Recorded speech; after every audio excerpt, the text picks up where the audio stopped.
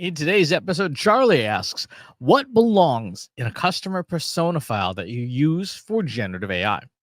Okay, so this is a good question. It's a challenging question because it depends on the kind of business you have and what you're going to be doing with the customer persona file. So this is developing an ideal customer profile with generative AI.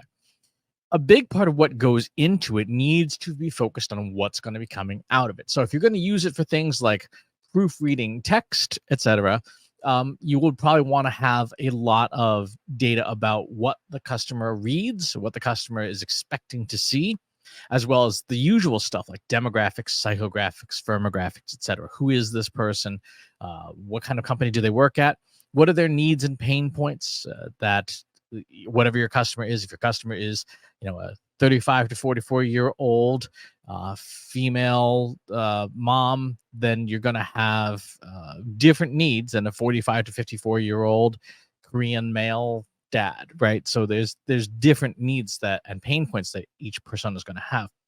And then the second part is really dependent on the use case. So some of the use cases for ideal customer profiles are doing things like vetting ideas, having brainstorming, validating your content, validating an offer, etc. And depending on what the output is, depends on what you're going to put on the input. So if you want to have a conversation with this kind of person, synthetic person, you need to have what kind of personality they have. Who are they as a person? And this could be a synthesis of different people. This could be doing things like taking customer writing that from your customer service inbox, etc., and turning it into a personality analysis. You might say, let's develop a big 5 personality analysis for this, so that we can have a conversation, and this person will sound like the kind of person that they're supposed to represent. For example, if you're working with the persona of a 45 to 54-year-old Korean man, Korean American man, they're probably unlikely to use Gen Z slang. It's not impossible, but you're probably going to get more 90s references, right? Now, I would presume that people like that, aka me, probably aren't going to be using terms like tubular anymore that we did in the 90s.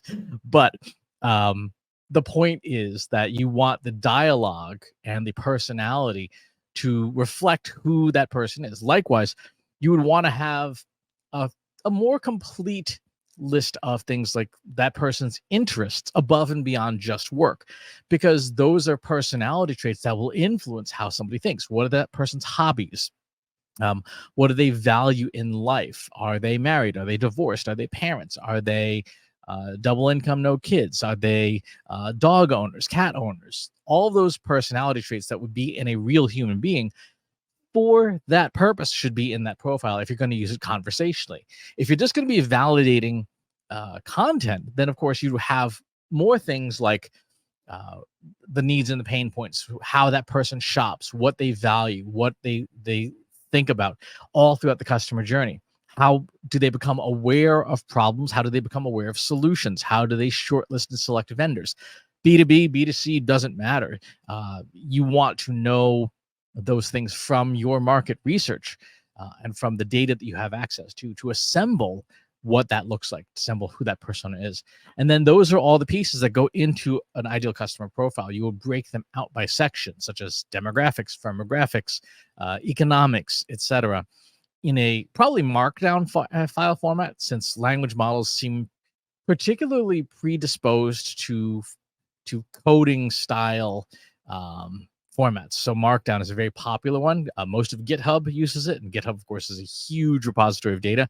And so the language model understands Markdown probably better than it understands most other text markup, except maybe HTML. So that's what belongs in a customer persona file that you use for generative AI. It's a good idea to have one, but you want to follow the 5P process from Trust Insights, right? That is purpose, people, process, platform, performance. You want to be clear about the purpose of how you're going to use this thing, because that dictates all of the rest of the parts. If you're unclear about that and you're just trying to make a generic customer profile, it's probably not, it won't perform as well as you want it to for those purposes. That's going to do it for this episode. Thanks for the question. I'll talk to you soon. If you enjoyed this video, please hit the like button. Subscribe to my channel if you haven't already. And if you want to know when new videos are available, hit the bell button to be notified as soon as new content is live.